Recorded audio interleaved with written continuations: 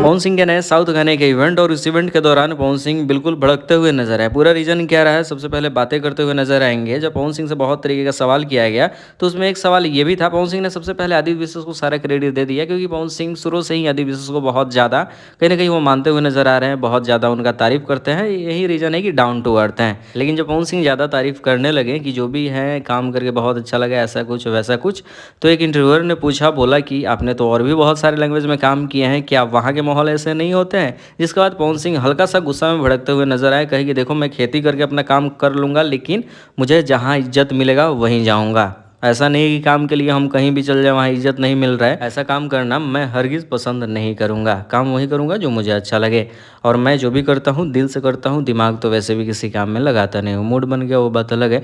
तो चलिए अब आगे बात करते हैं स्टेज शो को लेकर। तो बस कुछ देर में शुरू कर दिया जाएगा, बहुत ज़्यादा क्राउड पहुँच चुका है। बाकी का हर एक वीडियो इस चैनल पर देखने को मिलेगा, तो सब्सक्राइब करके वीडियो को शेयर करें।